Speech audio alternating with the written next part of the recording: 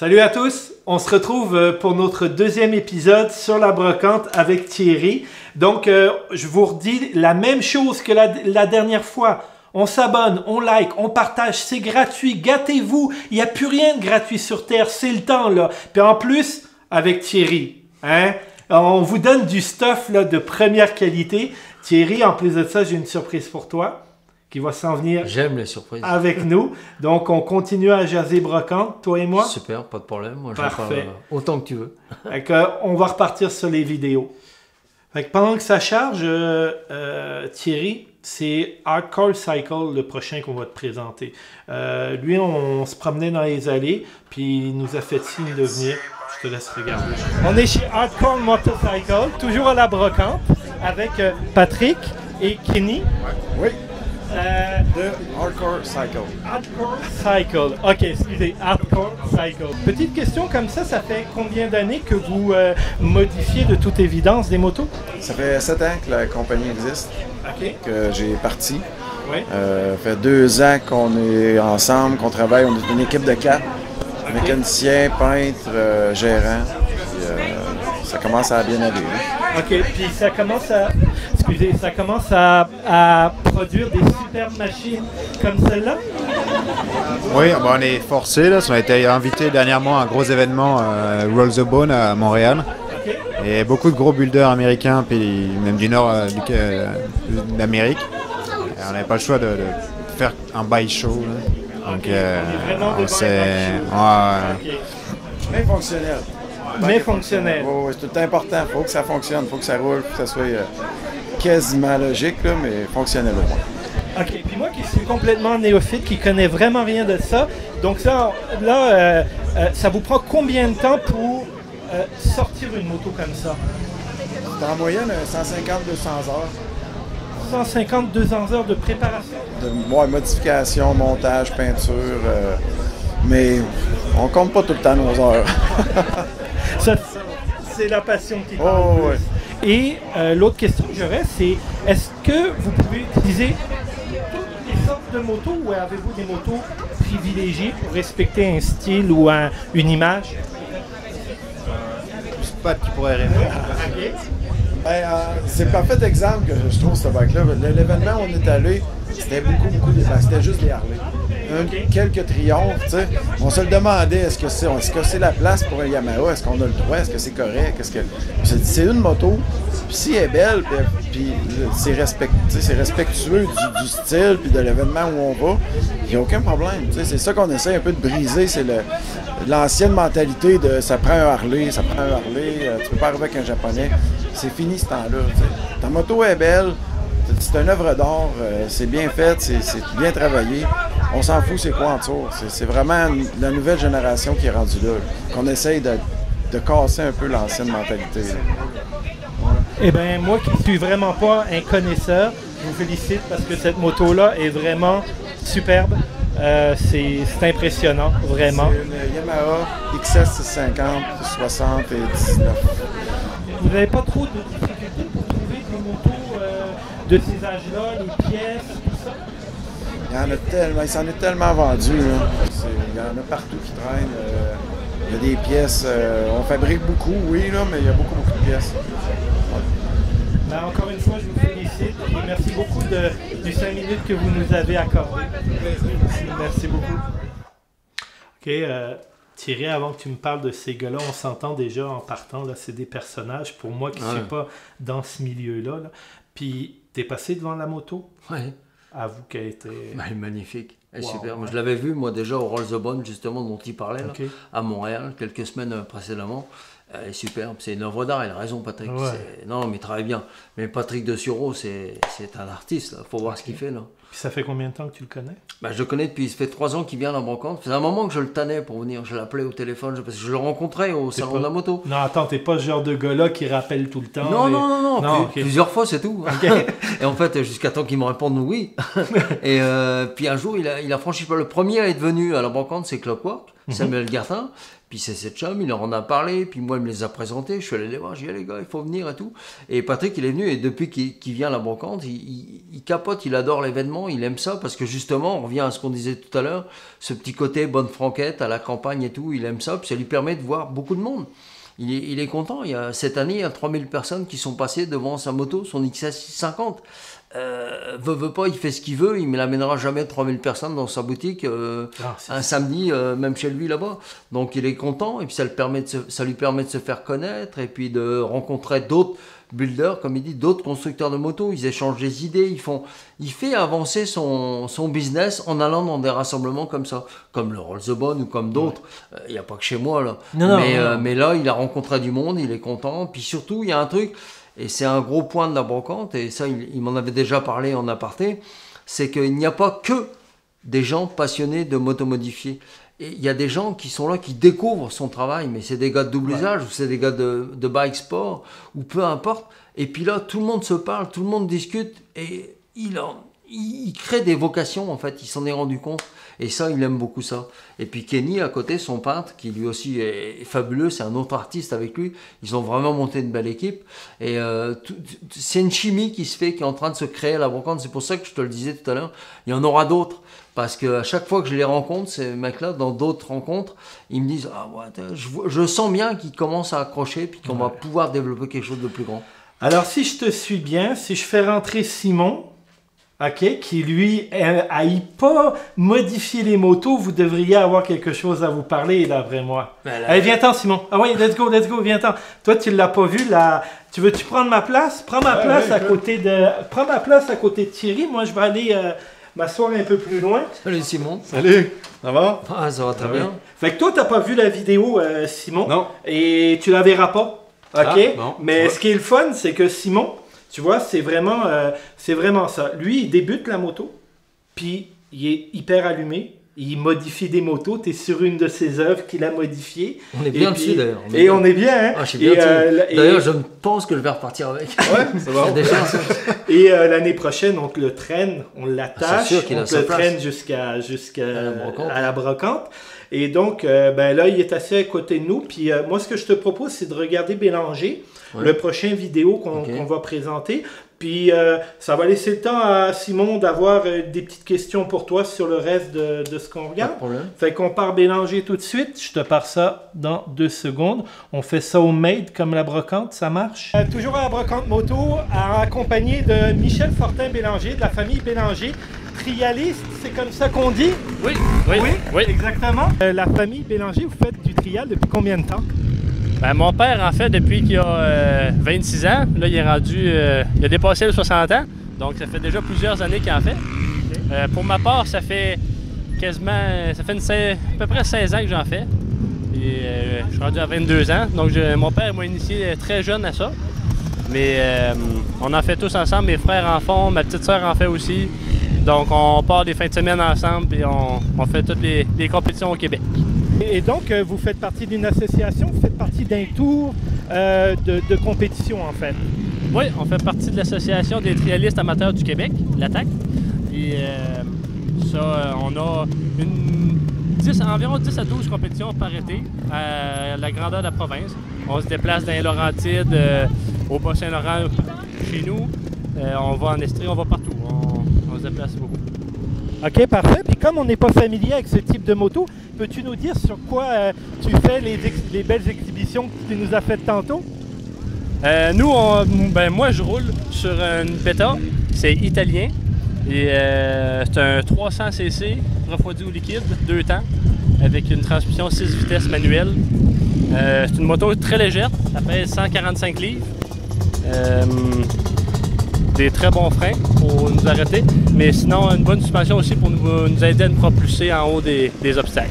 OK, comme on a vu quand tu es passé au-dessus des 8 personnes. Oui. Dis-moi, dans la vraie vie, tu fais aussi de la moto pour le plaisir? Oui. J'ai un semi-road semi-trail, mon frère aussi, et on aime ça, partir sur la route, prendre des petits chemins de terre. Ma question finale, je te dirais, est-ce que c'est très compliqué de s'initier au monde du trial pour quelqu'un qui n'a jamais fait, là? C'est compliqué à s'initier, non. C'est sûr que ça prend beaucoup de pratique pour s'améliorer, avoir un bon calibre de pilotage. Mais pour commencer, puis s'amuser et se faire du fun, c'est accessible à vraiment tout le monde. Michel, ça nous a fait très plaisir de te rencontrer. Puis, est-ce qu'il y a un site internet ou quelque chose, une page Facebook où on peut vous rejoindre? Oui, l'attaque est sur Facebook et sur Internet aussi. Donc, on tape ATAQ et on tombe directement là-dessus. Merci beaucoup de ta générosité. Merci. Bye-bye. Bye. Voilà pour la famille Bélanger. Dis-moi donc comment eux autres, tu les as rencontrés. Qu'est-ce qui t'a amené à... Ça, c'est encore une longue histoire qu'on va faire courte. C'est que quand j'ai commencé à la 4e brocante à vouloir amener d'autres activités, j'ai eu l'idée d'amener du trial parce que c'est à la maison, il y a un fossé, puis il y a de la place pour amener des obstacles artificiels. Puis donc j'ai contacté des chums qui font de la moto du trial, qui font partie de l'attaque dont parle Michel. Ils sont venus 2-3 ans, c'est eux qui organisaient la démo, c'est eux qui traçaient la zone déjà. Moi je leur filais le matériel, eux ils traçaient la zone, mais c'était que des amateurs en fait, amateurs éclairés pour certains, mais amateurs. Et puis une année, c'est Sylvain Tourangeau, un des meilleurs trialistes quand même du Québec, qui m'a dit bah, Thierry, tu devrais. J'en ai parlé à Paul Yvan, donc le père, dont parlait Michel tout à l'heure, la famille Bélanger. Dit Michel, il est champion canadien de trial. Tu devrais leur en parler, peut-être que ça les intéresserait de venir. Bon, évidemment, j'ai contacté Paul Yvan. Je lui ai dit bah oui, j'ai entendu parler de la brocante. Il est venu avec ses fils. Là, on avait fait évidemment des obstacles un peu plus hard, un peu plus compliqués, plus haut, plus long, plus bref. Et on a eu un show parce que Paul Yvan, c'est un showman. Donc, il est habitué à tourner avec ses fils. Ils nous ont fait des trucs super. En vélo, en moto, vraiment extra. Puis, pas avares de leur temps, très généreux de leur temps. Vraiment des bonnes personnes. Ils nous ont fait 2 démos dans la journée, une le matin, une l'après-midi. Ça, c'était il y a 2 ans. Puis cette année, ils sont revenus, je les ai recontactés. Oui, bien sûr, on est emballés, on revient. Et ils ont même fait une école de trial. C'est pour ça que sur la vidéo, on voyait plein de petites motos trial qui tournaient derrière. Ils ont animé une école de trial à la maison, sur les obstacles de la maison. Et là, cette année, on avait encore en plus monté le niveau. Sauf que, parce qu'il y a toujours un sauf, du coup, il y a des gars qui ont été impressionnés par la famille Bélanger, qui n'ont même pas osé rouler. Qu'on dit, bah non, si les Bélanger roulent, on osera. Alors que Paul Yvan et ses fils permettent de démocratiser le trial. C'est des grands communicateurs et ils aident beaucoup, ils font aimer le trial à des gens qui ne connaissaient pas plus que ça. C'est vraiment... Si l'année prochaine tu vas essayer le trial avec ta Triumph, te gêne pas, je pense que tu vas l'échapper une couple de fois, mais il n'y a rien là. Pas avec celle-là, je l'essaierai peut-être avec celle Bien sûr, non, mais c'est vraiment le fun. Puis la famille Bélanger, c'est ça. C'est des gens extra, vraiment sympas, qui donnent beaucoup. Moi, c'est ça que je cherche. C'est des gens généreux, qui aiment partager leur passion. Et eux, c'est trial. Et encore pareil, ça revient à la même chose que Hardcore tout à l'heure, que Patrick Dessureau. Ils font connaître leur compétition, leur passion, leur amour de la moto. Ils font connaître à des gens qui... Il y a des gens, on leur parle de trial, ils ne savent pas ce que ça mange, ils ne connaissent pas le trial. Tandis qu'en venant là, ils voient ça, ils parlent avec eux, ils sont accessibles, tout le monde peut parler avec eux. Donc ça, c'est vraiment extra. C'est vraiment des gens super. Écoute, Thierry, j'ai trouvé ça vraiment intéressant de voir les vidéos et tout ça, puis ça m'allume beaucoup, puis j'ai vraiment hâte d'aller voir ta brocante. Mais parle-moi un petit peu des points qui t'ont marqué de la brocante 2018. À la brocante 2018, ce qui m'a marqué essentiellement, c'est l'affluence. Je m'attendais, c'était clair qu'avec le retour que j'avais eu sur 2017, 2500 personnes, je me doutais qu'on allait avoir encore plus de monde cette année, surtout que la météo était de notre bord. Mais quand j'ai vu le monde dans le stationnement et tout, là, ça a été le moment fort. Ça a été le voir, l'affluence de cette année. C'était le gros moment de l'année. Okay. C'est la première fois en 8 ans que le rang Saint-Louis était bloqué, jamais, dans les deux sens, parce que le stationnement n'arrivait pas à fournir. Bref, ça a été important. OK. Puis dis-moi justement... vu l'affluence qui n'arrête pas d'augmenter, comment tu fais pour gérer ça au niveau des bénévoles? Est-ce que est-ce que ta famille est encore de plus en plus impliquée là-dedans? Comment ça fonctionne? C'est clair. Seul, je l'ai fait durant 3 ans, mais rendu à 400 personnes, je ne pouvais plus fournir. J'ai un de mes fils qui m'a aidé la 4e année au niveau du barbecue. Et puis, depuis la 5e année, là, j'ai un 2e fils qui a embarqué pour s'occuper du bar. Ma femme en arrière qui fait énormément de choses, tout ce qui est communication, vidéo, photo, organisation, et des bénévoles qui ont commencé à m'aider la 4e année. Sans eux, je ne peux rien faire. Je suis entouré d'une bande de bénévoles. Comment tu fais pour les recruter? C'est-tu les gens qui viennent à toi ou c'est toi qui fais une demande? C'est des chums. Je connais toute l'année. Je côtoie beaucoup de gens, hommes, femmes. Et c'est tout. Puis j'ai réussi à les convaincre. Puis ils aiment ça. Ils aiment l'événement. Ils aiment participer. Et c'est des bénévoles en or, là, que ce soit pour s'occuper de la bouffe, que ce soit pour s'occuper du bar, que ce soit pour s'occuper des essais. J'ai des responsables d'essais qui sont fabuleux, qui se font encadrer. Du coup, maintenant, le stationnement, j'ai un chum qui m'a dit il y a 3 ans, on veut plus te voir ici, on veut plus de toi au stationnement, on s'occupe de tout, laisse-moi ça, on veut plus te voir. Bon, c'est tout. Ce qui fait qu'en fait, maintenant, le jour de la brocante, le samedi, je m'occupe de rien qui est technique, en fait. Les essais, le stationnement, la bouffe. Je passe ma journée à faire le tour et aller voir comment ça se passe, si tout le monde est heureux.